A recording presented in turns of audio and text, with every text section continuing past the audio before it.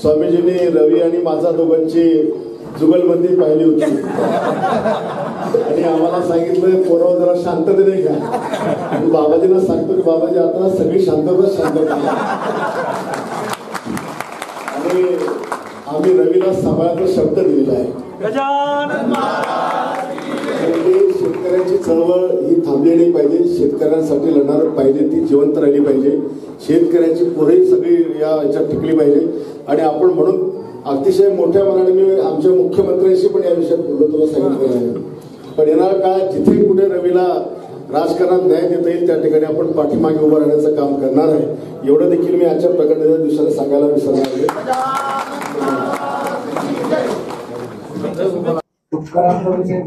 आमदार गायकवाड यांनी शेतकऱ्यांचं पुनर्वसन करणार आहे शिवसेनेत.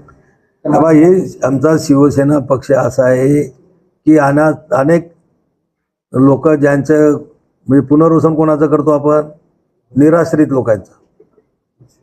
तर अशा अनेक लोकांचं पुनर्वसन करणारा आमचा पक्ष आहे.